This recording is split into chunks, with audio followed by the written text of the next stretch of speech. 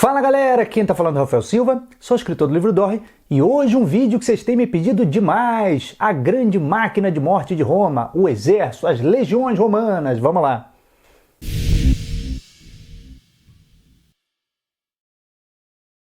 É isso aí pessoal, vocês insistiram, quero um vídeo do exército, e para coroar com chave de ouro nossa série de Roma, um vídeo sobre as temidas legiões de Roma. Vamos fazer agora. Não vamos fazer um vídeo sobre a história do exército de Roma. Vamos fazer um vídeo superficial para você ter noção de como é que funcionava, por que era tão poderoso, não é? Mas antes de tudo, vamos falar da importância de algumas características desse exército aí, que se diferenciava muito dos exércitos das outras civilizações, não é? Então, primeiro, características, tá? Primeiro ponto, a gente tende a pensar Roma como talvez o maior império que a civilização humana já viu. Agora, a gente tende a pensar que por conta dos exércitos. Não foi bem assim, certo? Roma tinha várias questões que eram particulares de Roma, que fez com que se tornasse um grande império que se tornaram. Agora, o mais importante de Roma era a sua grande capacidade de administradores, grandes governadores, pessoal que sabia fazer regras, sabia ter um método e sabia incorporar coisa de outras civilizações. Então, a grande herança de Roma para a humanidade é a administração, certo? As instituições políticas. O exército, a grande característica do exército é que ele foi o grande responsável por salvaguardar estas instituições. Então, sem o braço armado do exército, as grandes instituições, a grande administração de Roma não seria a mesma de forma nenhuma. Teria sucumbido muito antes do que quando os bárbaros vão chegar ali no V século. Então esse é o primeiro ponto, né? Defenderam as instituições. Segundo ponto é, claro, o poder político. Chegaram a ter um poder político muito grande na pessoa de um grupo de elite, a Guarda Pretoriana. Se você está acompanhando nossa série de Roma, você viu falando várias vezes da intromissão da Guarda Pretoriana nos assuntos de política, não é? Quem que era a Guarda Pretoriana? Na verdade era um exército de elite, vamos colocar um grupo de guarda-costas do imperador, né? Aí vai ter muito poder ali depois do império, e que vão chegar mesmo a depor imperadores, assassinarem e mesmo elegerem, né? Depois de Pertinax a gente viu, colocaram o império a leilão, né? Então grande poder político também da Guarda Pretoriana, ok? Terceiro ponto aqui que vamos falar do exército de Roma eram fazendeiros, camponeses inicialmente, certo? Eram cidadãos que lutavam pela sua terra, né? No começo, na época da República, quando a gente passa para o Império, a gente vai ter uma mudança na cara do soldado, do militar romano, que de um fazendeiro, de um italiano que defendia a sua terra, né, o seu quinhão ali, aquele estado poderoso, passou a ser um exército profissional, militares realmente que viviam para aquilo e que não eram mais necessariamente italianos. Você tinha o grosso do exército vindo das províncias. Roma tomou uma extensão muito grande e o grosso dos soldados começou a ser de provincianos. Pois bem, eram soldados que lutavam meio sem causa, não defendiam a cidade, não eram aqueles soldados nacionalistas que nós tínhamos inicialmente. Isso foi uma das grandes causas do declínio de Roma, certo? Apesar de serem militares que trabalhavam nisso, que se especializavam nisso, não tinham uma causa tão forte, tão poderosa quanto inicialmente, certo? E um outro ponto que a gente precisa falar é a mente aberta da civilização romana. Talvez o traço mais importante da civilização romana tenha sido esse. Eles sabiam, diferentemente de muitas outras civilizações, talvez todas suas contemporâneas, eles sabiam abraçar tudo que era novo, né? Aquilo que eles encontravam, religião, socialmente falando, o que fosse, economia, eles sabiam abraçar coisas novas de outras civilizações, de outros impérios, e trazer para si, né? Eles pegavam o que era mais importante e o que não era tão importante eles abandonavam, certo? E a mesma coisa vai acontecer aqui no Império, no Exército de Roma, e eu vou mostrar para vocês daqui a pouquinho quando falarmos da constituição das legiões romanas, certo? Outro ponto interessante da gente falar, antes de falar dessas incorporações, é notar que uma das primeiras batalhas, eles tomaram um pau, certo? 390 a.C., os gauleses chegaram, saquearam Roma, detonaram os romanos. Isso foi com certeza um ponto de inflexão, fez com que eles entendessem o quão importante era focar em estratégias militares e depois disso eles vão incorporando algumas ideias de outros povos, virar a máquina de morte que foram e se baseavam, claro, eu falei para vocês, apesar das instituições, a administração ser o ponto mais importante de Roma, o povo em si, o cidadão romano, ele tinha a guerra, as conquistas militares, como parte de sua essência, certo? Desde o início. E por terem sido humilhados tão grandemente ali em 390, é que eles vão ver que não pode, a coisa não pode ser assim, e vão se especializar na arte da guerra. Vamos ver como daqui a pouco, certo? Ainda pegando o ponto ali das incorporações de outras civilizações, a gente precisa falar da marinha de guerra. Roma nunca foi conhecida, notada por ser um povo com marinha poderosa, certo? Até a época da Segunda Guerra Púnica, eles não tinham nem navios de guerra, né? Conta a história que eles vão construir seu primeiro navio de guerra quando um navio cartaginês vai bater na costa da Itália e os engenheiros romanos vão fazer uma engenharia reversa e vão construir daí os seus primeiros barcos de guerra. Mas não ficaram conhecidos como grandes navegantes, como uma grande potência naval, e também porque não precisavam disso, né? Na verdade, combate armado, infantaria contra infantaria, eles sentavam o pau. Então não precisavam muito focar no negócio de marinha de guerra, não. Então, além de incorporar o navio de guerra ali dos cartagineses, também vão incorporar uma outra questão muito importante da civilização grega, que foi a falange, certo? Foi a falange grega, a falange macedônica, que fez com que Roma atingisse o apogeu de sua civilização com os seus exércitos, com as suas legiões. Então, como há uma importância muito grande na falange, vamos ver a história dela, certo? Vamos começar do começo para que você entenda muito bem isso aí. Vamos começar falando sobre a falange de um jeito geral. Vamos lá.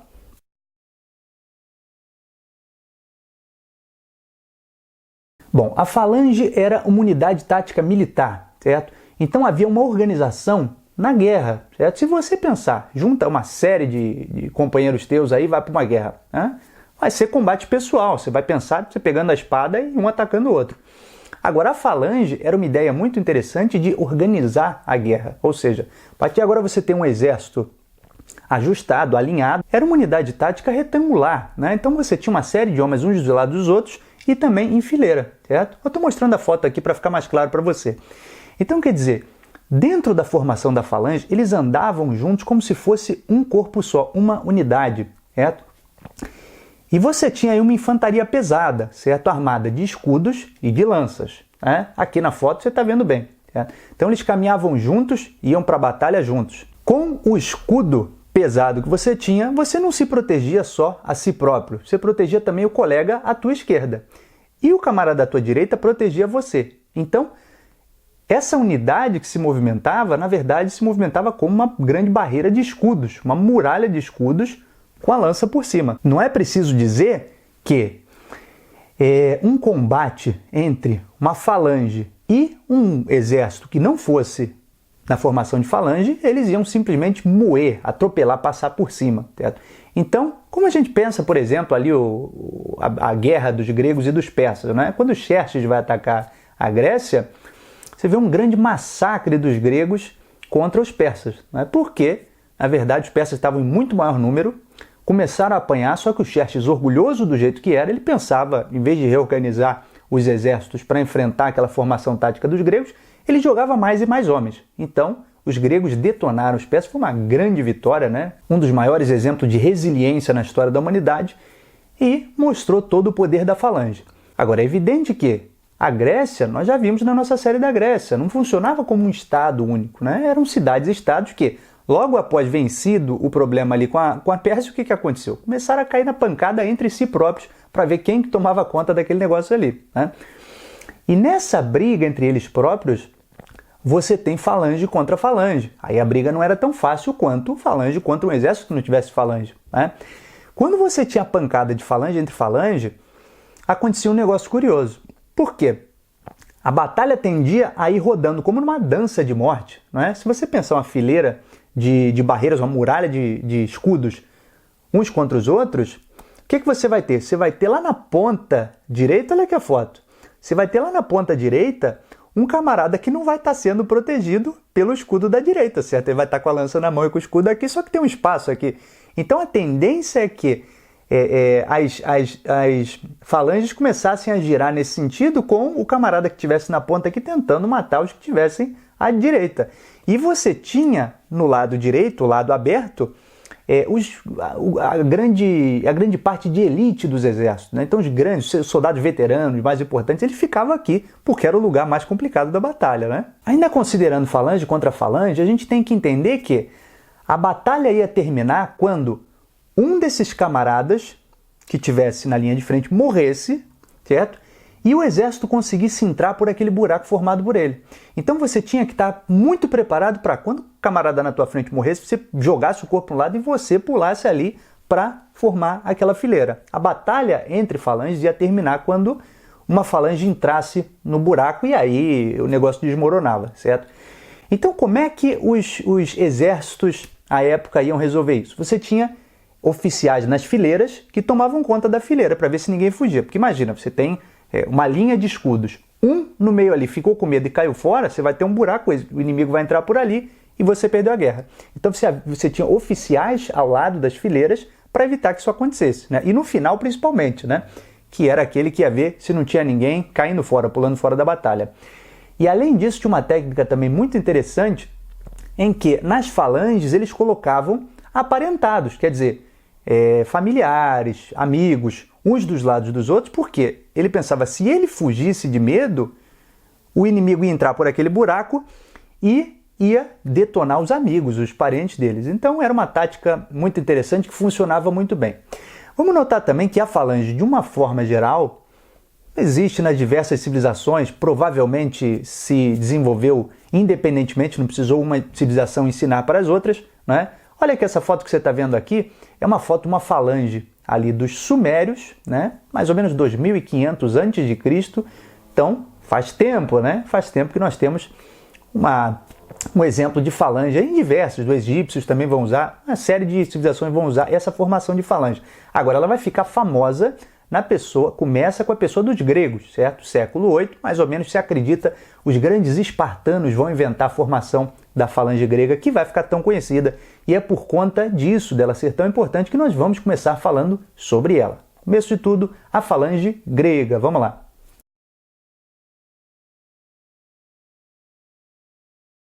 Então vamos começar falando da falange especificamente grega. Não estamos fazendo esse caminho à toa, gente, é porque nós vamos chegar nos romanos. Mas para que você entenda a legião romana, você precisa entender o desenvolvimento da falange. E aqui a gente tem a falange grega começando a desenvolver essa unidade tática militar de uma forma muito legal, com os espartanos, certo? Vamos começar falando aqui dos equipamentos de guerra deles, né? Os armamentos que eles usavam. Então o soldado grego hoplita, ele vai usar primeiro um escudo, certo? Chamado áspis, pesado pra caramba, de uns 8 a 15 quilos mais ou menos, escudo feito de madeira pesada, e uma cobertura de bronze, certo? O escudo é enorme, gente, quase 1 metro, um escudo circular, note isso aqui, e côncavo, quer dizer, olha aqui a foto, você tá vendo ali, né? Ele tem uma abertura para dentro. Por que essa abertura? Porque por ser tão pesado o escudo, o soldado não conseguia segurar só no braço, meu amigo. Então ele tinha que usar o braço e o ombro também, por isso que ele tinha aquele espaço para dentro para ele segurar no braço e no ombro, né? E do lado direito, ele segurava uma lança, chamada Dori. Você não tem como esquecer, né? Por conta do canal, você não vai esquecer nunca o nome da lança. Era uma lança relativamente curta, mais ou menos 2 metros, um pouco mais de 2 metros de comprimento, né? Essa lança ele segurava num braço e o escudo no outro, certo? Junto ao braço direito ele vai ter uma espada curta também, que normalmente ele não vai usar. Note isso aqui, é até uma espada de cortar, certo? Como você está vendo na foto aqui, havia uma barreira, uma linha de uma barreira de escudos, e por entre os espaços que se formavam entre os escudos, você tinha a lança, e a lança era a arma de guerra preferida das falanges gregas. Então ele vai atacar com aquela lança até ela se quebrar. Se eventualmente ela se quebrar, ou se a formação de falange se quebrar, é que ele vai apelar para a espada, ok? Essa é a falange grega. Temos também, evidentemente, os camaradas que tivessem poder aquisitivo um pouco maior, iam usar uma armadura de bronze, mais de 30 quilos, pesada, que dificultava a tua mobilidade, mas protegia a integridade. O elmo, né, proteção das pernas. Mas isso não se aplica a todos os soldados, certo? Porque era só quem tivesse um pouquinho mais de grana para se proteger, ok? Problemas com a falange grega, certo? Um dos problemas, entre os escudos, você tinha um espaço aqui, ó. Olha na foto aqui, você está vendo o escudo e olha aqui, ó, eu estou marcando os espaços em volta. Se você juntar dois escudos, você fica com 4 buracos em volta, certo? É evidente que o inimigo se aproveitava desse buraco para atacar ali, certo? Então esse era um problema. Alguns vão tentar colocar umas cortininhas ali para evitar isso aí, mas não vai dar muito certo. Segundo problema, dependiam de um terreno nivelado, tinham que brigar em planície. Se eles brigassem em um lugar montanhoso, estavam perdidos, porque a falange ia estar num nível desigual, não iam conseguir se proteger. Então você vê nas guerras entre os gregos ali que o lugar era muito importante, muito bem escolhido por eles. Por exemplo, a guerra com os persas, né? A batalha nas Termópilas ali, você tinha que ter um lugar muito nivelado para que não houvesse o problema ali de desfazer a falange. E outra questão também eram os flancos, né? Porque a falange era uma unidade tática muito poderosa para o enfrentamento frontal. Agora, se fossem inimigos mais ágeis, mais rápidos, num espaço muito aberto, os inimigos te cercavam e atacavam pelos lados, atacavam por trás. E como a falange tinha que estar unida, era difícil se movimentar para os lados. Então esse era um grande problema, talvez o pior problema da falange desde a Grécia, certo? Mas é inegável, eram máquinas de morte. E a gente pode ver com o desenvolvimento da civilização grega quanto ela ajudou aquele povo, né? Mesmo na briga entre eles próprios. E aí você vai ter um passo além da falange grega com um indivíduo muito importante que vai constituir a nova falange, a falange macedônica. Vamos falar disso.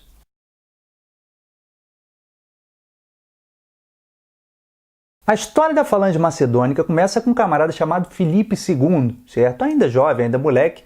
Ele vai ser feito prisioneiro na Grécia, vai ficar ali em Tebas.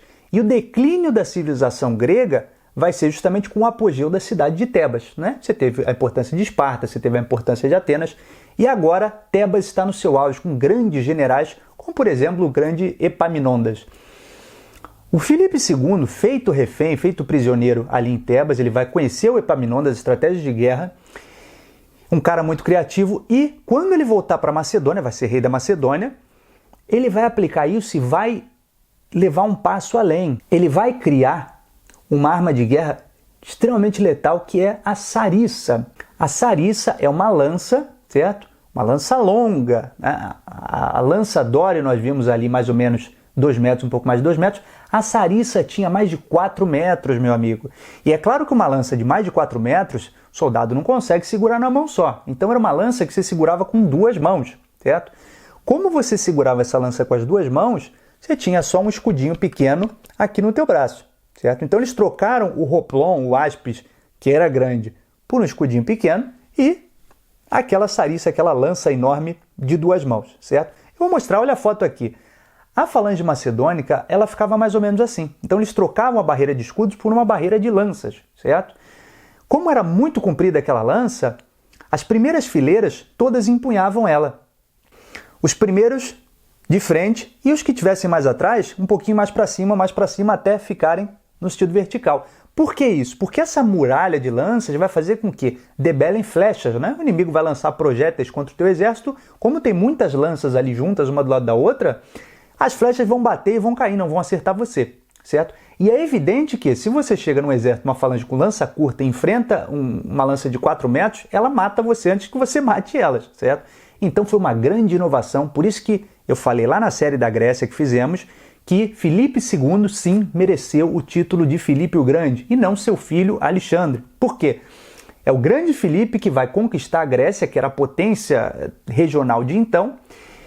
Sob o seu domínio, ele vai passar o cetro para o Alexandre, que aí sim vai pegar a falange que o pai criou e vai estender os domínios, conquistando ali a grande Pérsia do Império Aquemênida em frangalhos, e ficou conhecido então como Alexandre o Grande. Mas não foi tão grande assim. Quem foi grande foi seu pai Filipe II, que criou essa ideia maravilhosa ali da falange macedônica. E a falange macedônica tem um pequeno diferencial que, quando as falanges se encontravam, era uma briga de empurra com escudo, certo? Atacando com a lança até quebrar, e uma briga de empurra com escudo. Com a falange macedônica, era uma briga de distância, então o escudo nem chegava até ali. Por isso, a grande vantagem, a grande superioridade da falange macedônica. Agora, há um problema grave que a falange macedônica vai herdar da falange grega, que é a mobilidade, né? Então, o ataque frontal era devastadora, moía o exército que estivesse à frente. Agora, o problema é quando eram unidades mais rápidas que vinham pelos flancos ou por trás, né? Normalmente as falanges gregas e macedônicas vão tentar cobrir isso com um grupo, um destacamento de cavalaria ao lado dos francos para proteger os inimigos que viessem dos lados, né? Mas isso não funcionava tão bem. Quem vai conseguir levar essa falange agora sim a uma nova etapa são os romanos. E agora sim a gente pode falar das legiões romanas. Vamos lá.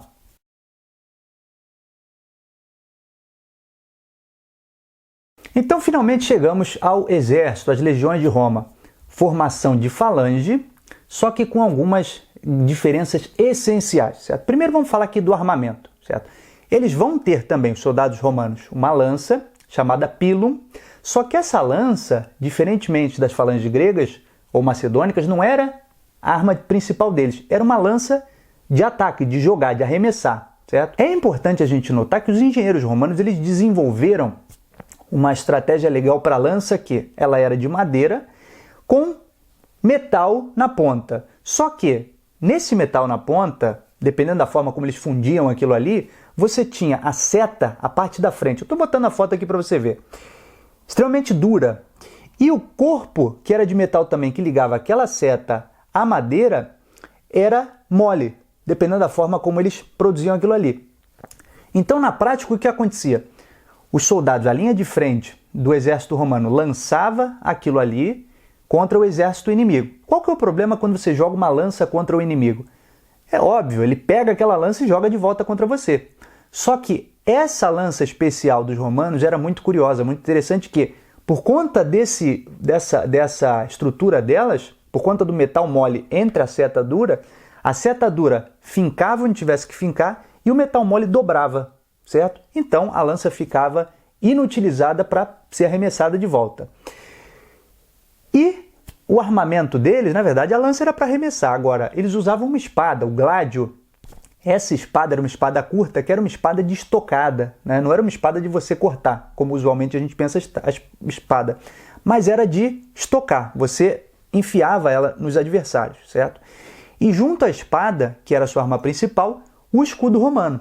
O escudo romano vencia o problema do escudo grego, né? Era grande também, em vez dos 1 metro mais ou menos de circunferência do escudo circular, eles pegaram um escudo retangular, desenvolveram um escudo retangular de mais ou menos 1,20 m. Você tem que considerar que o romano naquela época tinha mais ou menos 1,50 m, 1,60 m, eram pequenininhos. Então 1,20 m era quase o corpo inteiro deles, ia quase até o pé, certo? Eles colocavam aquilo na frente deles e note-se também que não era uma madeira pesada, era uma madeira compensada. Olha que desenvolvimento interessante. Então era um escudo relativamente leve, certo? Eles carregavam esse escudo, tinha uma ponta inclusive, e usavam ele como arma também. Quer dizer, quando as legiões, aquela falange romana, chegava contra seus adversários, o que eles faziam? Eles davam uma pancada com o escudo, quando o inimigo fosse para trás meio atordoado, eles metiam a espada, estocavam a espada na virilha ou na barriga do oponente, certo? Então era uma organização, como tudo em Roma, muito bem organizado, mas a organização militar era tremenda. Então os passos eram em conjunto, os ataques eram em conjunto, era uma coisa tremenda. Além do armamento, você tinha também algumas evoluções nas táticas militares para enfrentar os problemas que nós vimos nas falanges gregas e macedônicas, né? Um deles foi a conversão da falange tradicional em manípulos. O manípulo era uma unidade tática um pouquinho menor que ficava separada entre uma e outra um pouquinho distante, não é? Não tão distante para que não formasse um exército, mas um pouquinho separada. Por que isso? Porque isso facilitava a movimentação. Então a organização deles era muito melhor para vencer inimigos que viessem, flanqueassem ou que viessem por trás, porque a agilidade era muito mais rápida de acordo com a organização deles. Então manípulo é uma unidade tática que vai ser muito mais importante, vai evoluir para a coorte depois. Outra questão muito importante é o sistema de 3 linhas, certo? Então você não vai ter o mesmo tipo de soldado enfrentando nos manípulos, enfrentando nas falanges ali o inimigo. Você vai ter a linha da frente constituída pelos hastati, que eram os mais novos de todos, moleques mais jovens, né? Que eram quem lançavam aquela lança inicial contra os inimigos e depois lutavam normal, escudo e espada, certo? E eles iam se alternar com a fileira de trás, a segunda fileira que era dos príncipes. Os príncipes eram homens um pouco mais velhos, já mais experimentados na guerra, e eles iam alternar. Olha que legal, não é? Então, enquanto os Hastati estavam enfrentando os outros, começavam a ficar cansados, eles iam para a fileira de trás, os príncipes vinham para a fileira da frente e começavam a lutar. Os que estavam desgastados começavam a descansar, né? Enquanto que os inimigos estavam sempre cansados enfrentando eles, né? Iam se desgastando mais e mais. Então, os oficiais de linha avisavam para fazer essa troca e você tinha constantemente soldados renovados enfrentando. Tinha uma terceira linha que era formada pelos chamados triari. Os triari eram os mais velhos, os mais experimentados, os veteranos de guerra mesmo. A elite ficava na parte de trás, né? E tinha um famoso dizer à época ali que dizia que a situação tinha que ir para a mão dos triari, né? Por quê? Quando o bicho pegasse para os Hastati e para os príncipes, eram os triari que tinham que se meter ali e enfrentar aquele negócio, senão eles nem lutavam. E havia muitas guerras que era exatamente assim, os triari simplesmente não viam batalha. E causavam, inclusive, um certo motim, uma certa rebelião, porque eles queriam lutar e muitas vezes não podiam ir. Então, interessante a gente notar, né? Eram os soldados mais experimentados. E nesse pequeno vídeo sobre o exército romano, não tem como a gente deixar de notar a grande construção aí dos engenheiros romanos, que são as armas de artilharia pesada, as armas de cerco, né? Estou colocando a foto de algumas delas aqui. Então você tinha armas tremendas que lançavam setas, lanças enormes contra os oponentes, que lançavam pedras contra os oponentes, contra muralhas, e foram muito importantes também nas conquistas dos romanos, né? Então fica aqui uma grande homenagem aos engenheiros romanos que fizeram um trabalho muito legal. E vamos concluir o vídeo aqui dizendo que até hoje, olha a foto aqui, você tem a formação militar romana, né? Soldados num protesto nos Estados Unidos, você está vendo usando o escudo exatamente como os romanos usavam, o elmo, né? E o cacetete. Você entende muito bem como era a formação romana, as legiões romanas, olhando atualmente, né, policiais enfrentando manifestações, né? Coisa tremenda, né? Até hoje, 2000 anos depois, nós temos a glória do exército romano ainda refletida em nossos tempos atuais. Espero que vocês tenham gostado desse vídeo, comentando brevemente aqui a formação militar romana. E é isso aí, estamos finalizando nossa série de Roma. Espero também que vocês tenham gostado dessa série tremenda e vamos caminhando junto para a Idade Média. Eu espero vocês lá, ok? Um grande abraço, tudo de bom para vocês e até mais. Valeu!